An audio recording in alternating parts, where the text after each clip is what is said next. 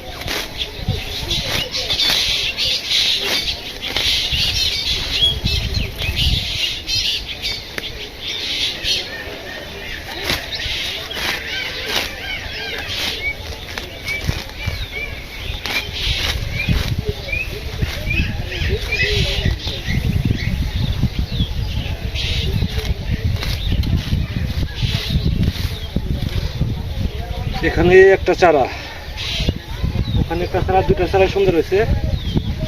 ওই পাশে একটা চারা আছে।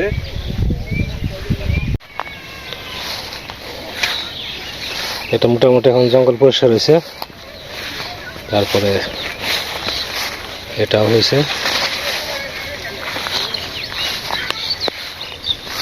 এই পাশে একটা চারা আছে, 3-4টা পাশেও আছে।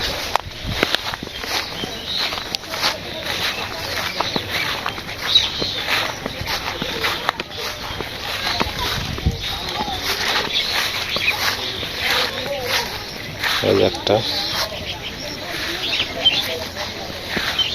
এখানে একটা, আর এই যে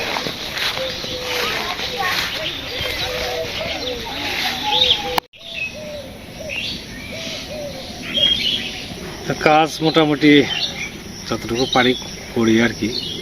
কাজ তো থাকবেই, মাটি থাকলে যেরকম ঘাস উঠে সব সময়, যতদিন মাটি থাকবে ঘাস উঠবে, যতদিন বেঁচে থাকবে কাজ থাকবে, করেই যেতে হবে। এর ফাঁকেই আমাদের জীবনের বিভিন্ন রকম সমস্যা আসে, সেগুলো সমাধান হয়। তার মধ্যে আজকে একটি শুভ সংবাদ আপনারা পেয়েছেন, গতকাল রাতেই নূপুর তার নতুনভাবে জীবন শুরু করছে। এটা আমাদের আপনাদের সবারই একটা আকাঙ্ক্ষা ছিল যে নূপুর নতুনভাবে জীবন শুরু করুক, এবং সেদিক থেকে নূপুর করতে পেরেছে। সেজন্য নূপুরকে আমরা সবাই অভিনন্দন জানাই। ওর আগামী দিনগুলো যেন সুন্দর হয়। তো নূপুরের ইতিহাস সম্পর্কে আপনারা অনেকেই হয়তো জানেন। ছোটোবেলায় ওর মা মারা গেছে সাপে কামড়ে, আমি উপস্থিত ছিলাম। তারপরে মানুষ হলো পিসির কাছে, ওই টাইমে আমি আবার তারপরে দীর্ঘদিন আমি বাড়ি ছিলাম না। পিসির কাছে মানুষ হলো, তারপর যাই হোক বিয়ে দিল। বিয়ের সময় আবার সমস্যা হয়েছিল, নাবালিকা, সেজন্য চেয়ারম্যান সহ বিরোধিতা করছিল। যাই হোক, পরে সেটা সমাধান হয়ে বিয়ে হয়েছে। বিয়ের পরে মোটামুটি একটা হ্যাপি লাইফ চলে গেছিল, সুন্দর একটা সুখী পরিবারে চলে গেছিল। তারপরে কি হলো, একটা বিশাল অ্যাক্সিডেন্ট, এটা আপনারা সবাই জানেন, দেখছেন। তো তারপরে চলে আসলো কার কাছে, ভাইয়ের কাছে। ভাই চলে গেল। তারপরে ওর পিছনে দাঁড়ালো কে, ভক্ত। ভক্ত শক্ত এর পিছনে দাঁড়ালো এবং নুপুর এখানেই মোটামুটি একটা অবস্থান তৈরি করে নিয়েছিল আর কি। মোটামুটি ভালোই চলছিল। তো আমরাও মোটামুটি অনেক গোপনে গোপনে চেষ্টা করা হয়েছে, যদি ভালো একটা ছেলে পাওয়া যায় তার উপরে যেন একটা গতি হয়। সেদিক থেকে যেভাবে হোক সৃষ্টিকর্তা নুপুরকে মিলিয়ে দিছে। তো 3-4 দিন আগে বোধ হয় বিয়েও করছে। গতকালকে সেটা আমরা জানি বিয়ে করছে, আমরা সেটা প্রকাশ করিনি, কারণ হচ্ছে কিছু ব্যাপার স্যাপার আছে আর কি। তো নুপুর যাই হোক সেটা প্রকাশ করছে। তো এখানে মানে যেটা আমার কাছে যেটা একটু মানে লাগে আর কি, সেটা আমি বলতেছি যে এখানে আপনারা অনেকেই ভাববেন যে নুপুর একা গেছে, গ্রামের মানুষ যায়নি, পাড়ার মানুষ যায়নি, ভাই ব্রাদার কেউ নুপুরের সাথে নেই কেন? এটা আপনাদের মনে অবশ্যই প্রশ্ন জাগবে। হতে পারে এরকম যে নুপুর গোপন রাখতে চাইছিল, আপনাদের কাছে এটাও মনে হতে পারে। এটাও মনে হতে পারে নুপুর আমাদেরকে জানানোর প্রয়োজন বোধ মনে করে নাই, এটাও হতে পারে। আবার হয়তো এটাও আপনারা ভাবতে পারেন যে হয়তো গ্রামের লোক বা পাড়ার লোক এই বিয়েটাকে সমর্থন করে নাই, এটা আপনারা ভাবতে পারেন। কারণ ভাবার একটা যুক্তি আছে, মানে আমার যেটা মনে হয় আর কি। আমি অনেকগুলো কমেন্টস আসছে, কয়েকশো কমেন্টস আসছে, আমি কমেন্টসগুলো পড়ার সময় পাইনি। তো আমার ব্যক্তিগতভাবে যে ধরনের হয়তো অনেকে অন্যরকম ভাবতে পারে, কিন্তু আসলে সেরকম না। বিয়েটা আমাদের সবারই সমর্থন ছিল, নুপুর তার জীবনটা বেছে নেক। কিন্তু সব থেকে ভালো হতো যদি নুপুর মানে ওর পাশে 2-1জনকে রাখতো, যেমন ভক্তকে যদি সাথে রাখতো, বা নুপুরের কাকা আছে, কাকিমা আছে, 2-1জন সাথে রাখলে জিনিসটা সব থেকে সুন্দর হতো। মানে কোনো রকম প্রশ্ন বা কোনো রকমই থাকতো না, আমরা একটু আনন্দ ফুর্তি করতাম।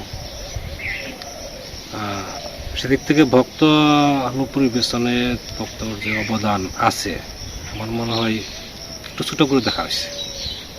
এটা আপনার ভিডিওতে দেখছেন ভক্ত কতটা পেছনে ছিল, আমরা তো বাস্তবে দেখছি। যাই হোক, এখন সেগুলো ভুলে যেতে হবে, কারণ মেয়ে নিজেদের, ও যাতে সুখী হয় আমরা সে প্রার্থনাই করব। বিয়ে হয়েছে আপনার রুয়াইল, আপনারা ভিডিওতে মাঝামাঝি দেখছেন। আমি বোধহয় 2-3 বার গেছি রুয়াইলের হাটে, ভক্তরা তো মাঝামাঝি গেছে, কৃষ্ণ গেছে। ওই রুয়াইলের হাট থেকে আপনার 1/4 কিলোমিটার, হাফ কিলোমিটার হবে, হাফ কিলোমিটার দক্ষিণে যে ফ্যামিলিতে বিয়ে হয়েছে, ওই ফ্যামিলির সাথে আমাদের পূর্ব পরিচিত আর কি। ছেলেটাকে আমি এর আগে দেখিনি, 3 দিন বা 4 দিন আগে দেখছিলাম, এর আগে দেখিনি আর কি। ওর বাবার সাথে আমার পরিচয় ছিল, ওর বাবা আমাদের সাথে অনেক সিনিয়র। তো ওই টাইমে আবার ওই গ্রামে আমাদের আত্মীয় ছিল, যাতায়াত ছিল, তো সেই হিসাবে ওর বাবাকে চিনতাম আর কি। ওর বাবা, ওর ছেলের বাবা, তারপরে ছেলের যে বাবার যে ভাইটাই আছে, তাদের সাথে ভালো একটা সম্পর্ক ছিল, পুরাতন আত্মীয়। ওই গ্রামে অনেক আমাদের আছে, তারা হয়তো কেউ জীবিত আছে, কেউ মারা গেছে। যেমন আমাদের নিজের কাকা বিয়ে করছে রুয়াইল। তারপরে যে ঘরে বাচ্চু ভাই থাকে, ওইখানে যে কাকা ছিলেন উনিও বিয়ে করছেন রুয়াইল। আমার জ্যাঠামশাই, যে আমি যেখানে বসে আছি, আমার জ্যাঠামশাই মানে ডাক্তার চন্দনের দাদু, উনিও বিয়ে করছে রুয়াইল। আমার ঠাকুরদার বোন, ওনাকে বিয়ে দিয়েছিল রুয়াইল। ঠিক আছে, তার মানে একটা রুয়াইলের সাথে একটা পুরাতন সম্পর্ক জড়িত আছে আমাদের। তো সেই সুবাদে মানে ওই ছেলের বাবাকে আমি চিনতাম আর কি, উনি তো হয়তো স্বর্গবাসী হয়েছেন। তো ফ্যামিলি ভালো, সব কিছুই ভালো। তো ভবিষ্যতে যেন এরকম সুন্দর থাকে সেটাই প্রার্থনা করি।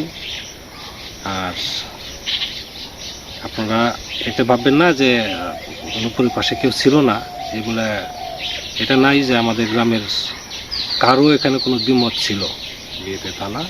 তবে নূপুর একা একা ঝুঁকি নিয়ে করছে, বেশ ভালোই হয়েছে, কারণ লাইফটা ও সুন্দরভাবে ওর মতো করে গুছাক, এটা আমরা কামনা করি। তো আমি তো মনে করেন যে বেশি সময় দিতে পারি না, আবার এই যে দুপুরে খাবার দেওয়ার সময় এসে খাওয়া দাওয়া করবো। তো এটুকুই বলার জন্য আর কি, যে ও সুখে থাক, এটা আমরা সন্তান কামনা করি। আর যেহেতু একা একা গেছে, আপনারা হয়তো অনেক কিছু ভাবতে পারে, এই জন্য আমি কথাগুলো বললাম। তো সব থেকে এটাই সুন্দর হইতো পাশে ভক্তকে রাখা। তো চলেন খাওয়া দাওয়া করে নাই। আজকে সারাদিনে একভাবে গরম, মানে বাতাস নাই, খুব গরম।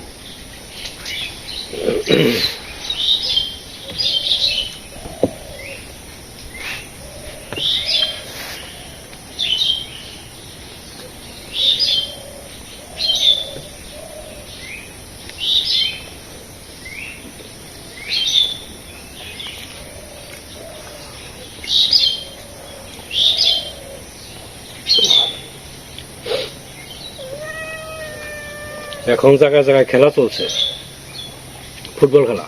আগের মধ্যে হাডুডু খেলা বেশি হতো না? হাডুডু খেলা আমরা গ্রাম বাংলায় বলি গুটু খেলা। আর হাডুডু এটা হচ্ছে হাডুডু খেলা, আমাদের জাতীয় খেলা আর কি। এখন ছোট ছোট ছেলে মেয়েকে যদি বলি আমাদের জাতীয় খেলা কি, বলতেই পারে না। মানে খেলা কি, হাডুডু খেলা কি, এটা চিনেই না। এখন চিনে একমাত্র ক্রিকেট আর হচ্ছে ফুটবল।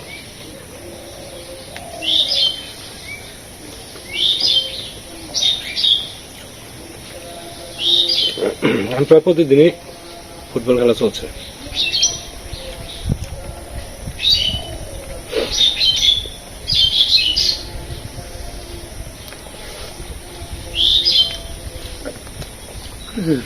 ভালোই ক্রিকেট ভালোই, ওটা কোনো প্রোগ্রাম আছে নেই।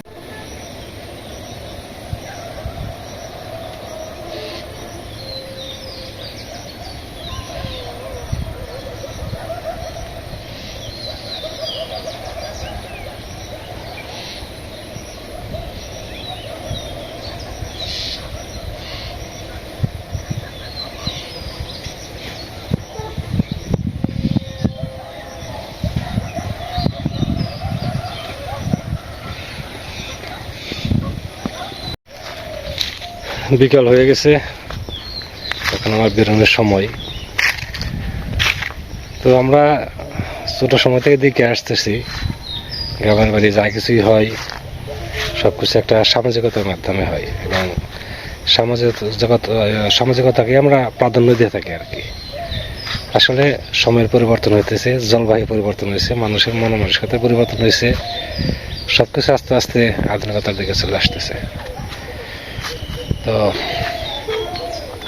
সময়ের সাথে খাপ খাইয়ে চলতে হবে, যখন যে পরিস্থিতি সেটাই মেনে নিতে হবে, এই হলো অবস্থা। তো সময় আর বাড়াবো না, অনেক সময় ধরে আপনারা আমাদের সাথে আছেন, আপনাদের সবাইকে অনেক ধন্যবাদ। আপনারা ভালো থাকেন, সুন্দর থাকেন, সুস্থ থাকেন, আর আমাদের পাশে থাকেন।